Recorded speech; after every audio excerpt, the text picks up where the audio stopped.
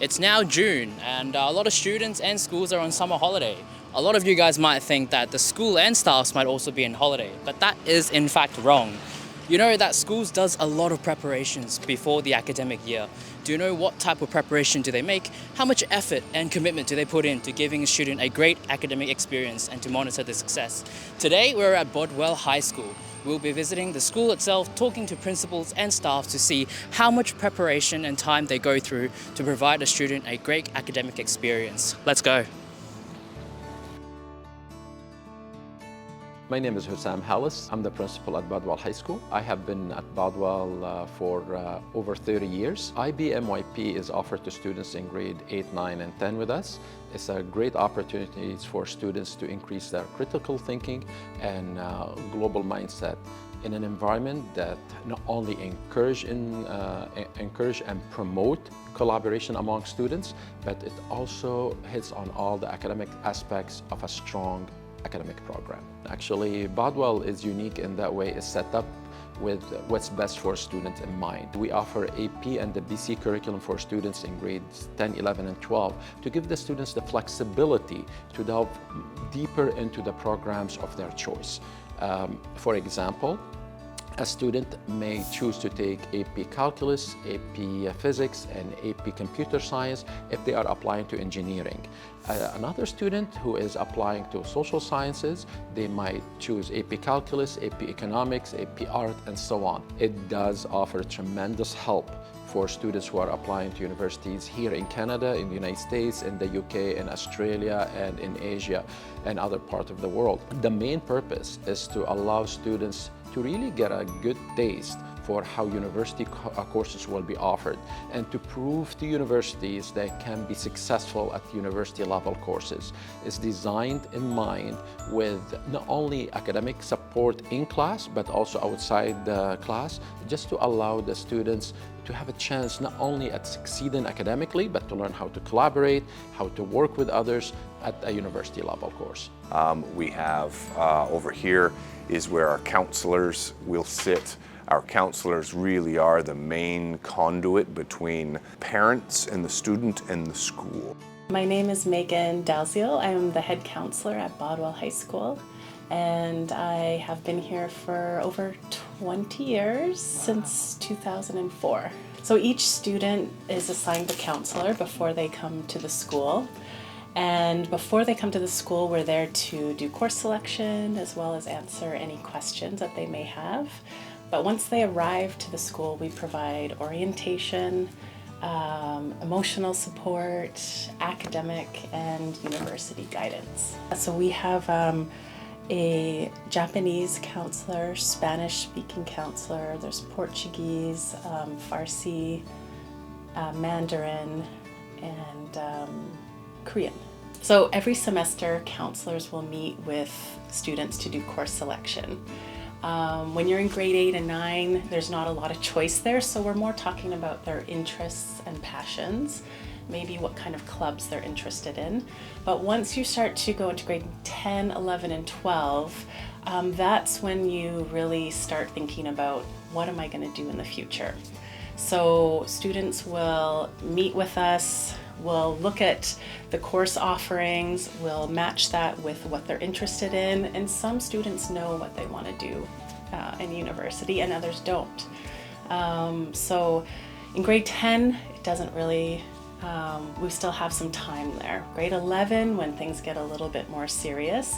So if a student isn't aware of what they want to do, they really need to focus on a few classes that we offer here. There's a career life education course. I don't know if you've heard about it yet before, but that does a lot of investigation into their personality, their strengths, and then kind of suggests some future career paths.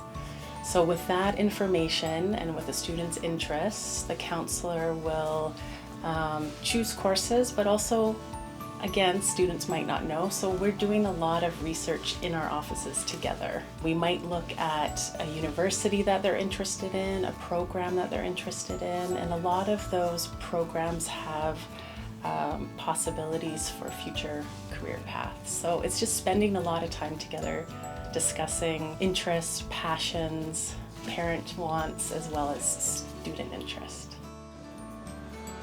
We move here to the West Cafeteria. This is where the students would be getting all of their meals.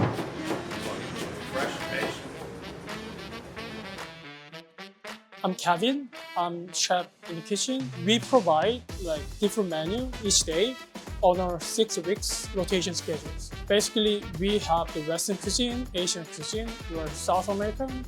So we have the students from many countries. So we include a dish from their culture. We provide the special meal for occasions such as Thanksgiving Day, Christmas, New Year, graduation, or school festival. For special occasions or parties, we provide our dining out style meals experience. We might call this the East Gymnasium here. My name is Johnson Chu. I'm the athletic coordinator at Bodwell High School, and I've been here for 22 years. Sports is a regular part of our school program here. We have 3 seasons of play. We have September semester, we have February semester, we also have a November semester as well. Students year-round take PE. They take part in sports as well. I think our number one facility is our swimming pool. We're one of 2 schools in all of Vancouver that has a swimming pool. We have a volleyball team, we have a soccer team, we have a basketball team, we have a track team, and also a badminton team. We also encourage other activities such as chess and robotics. In terms of sports we regularly play on the North Shore League. We're also involved in provincials, championships, whether it's city, whether it's league, or even at the provincial level. So this is the startings of our STEM and launch pad here. Hello, I'm Nathan Van Streen. I'm a teacher here at Bodwell for the past 2 years, and I've been teaching math and science, and we're teaching some STEM classes in here, so some engineering. Everything in this room is a new facility. So we have some 3D printers here, so the kids, not only, of course, they can get models from online, but how they can, next year I'm excited to have some projects where the kids are not just gonna make stuff for themselves, but maybe we can incorporate it with the robotics where we can make special appendages or something like that for them, something custom to go with their work. And behind you, we have a workbench there with just normal hand tools so the kids can make any kind of project in here. So we have foam cutters and wooden boards and things like that as well. We also have a few power tools. Whenever you're doing lab work or project work, there's a lot of work that goes in advance. You have to consider the materials you have, consider what materials you need, see what's been used up, has to be reordered. There's a lot of work that goes into it, and also any new types of projects we're looking to get into. So I'm looking to expand the electronics and breadboarding, maybe consider getting some soldering equipment or something like that, so we can really make some more cool projects that are also that will move and be exciting. So we've got the materials for next year's robotics competition here. Obviously the field is not set up, but the kids are excited to be entering competitions next year with our robotics equipment. Some of the kids are very passionate about this. So it's definitely some of my favorite projects is with the robotics materials. My name is Chris McIntosh, and I've been a teacher at Bodwell now for 28 years. I've been teaching now for over 30 years, so I'm what they call a grizzled veteran. I've been teaching humanities courses and English courses for that entire length of time. Also ESL, and I have a diploma in special education as well. A teacher's job is to prepare. So of course you have to know your audience, so you have to understand the group of kids that you have in the classroom, and then you also have to understand the curriculum that you're about to implement. And other than that, of course, then the preparation begins. So nowadays it's changed dramatically. Like I said, I've been teaching for over 3 decades. When I first began, of course, there was a lot of preparation, but back in those days we used a chalkboard and chalk. But now, of course, everything is computerized and it's here to stay. So teachers then, of course, they'll look at the curriculum, and then the big difference now compared to even say 5 years ago is everything is student-centered. So that's the key to success. We have to ensure that the lessons are going to get the students active and involved. So I find nowadays the teaching's actually, it's more interesting than when I first started. When I first began, of course, we used to write copious notes on the blackboard, and that's good for some skill sets, but the reality is nowadays with modern technology, it's essential that the students, of course, learn different skills and they're able to put things together. And I find we often underestimate the creativity and the ability of the students because some of the things that they produce are unbelievable. And I'll show you a couple of examples later on, but it's an exciting time to be a teacher, but yet it's a challenging time, but challenging in a good sense just for the fact that it's never dull. This is 2 weeks of work, so I set the question. The students were, in my Asian Studies 12 class, they were to take a look at a particular part of the world, and then they had to examine the economic impact of this country and how it's connected to today's world. So as you can see, there's a lot of work here, and then the nice thing about it afterwards is the kids presented this to other classes. So again, the nice part about this was that the kids were teaching other students about what they learned. So this was just one example that the kids just did this past month, and I thought it was pretty effective. And like I said, they were the teachers, so that's our end goal. We want them to be able to explain it in a way to their peers.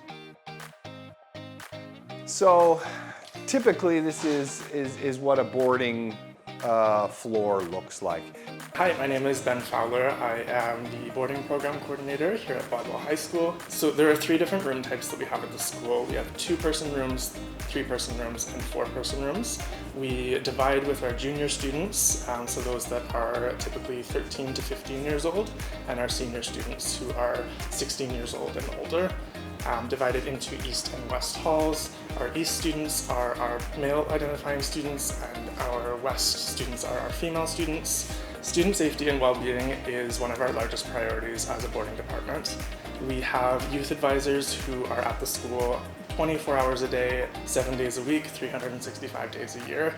Every night our advisors will check in with every student to ensure that they are present, to ask them how their day went, and to see what kind of supports they need throughout the rest of the week. Our boarding department also works very collaboratively with our counseling staff and with our teaching staff.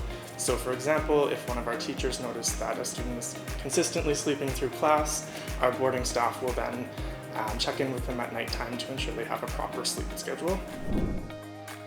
So this concludes the behind the scenes tour of Bodwell High School. Hope everyone enjoyed this video. If you have any questions, feel free to contact us at Dadi Education Group. And if you like this video, remember to comment, like, and subscribe our YouTube channel. And we'll see you in the next one. See you later.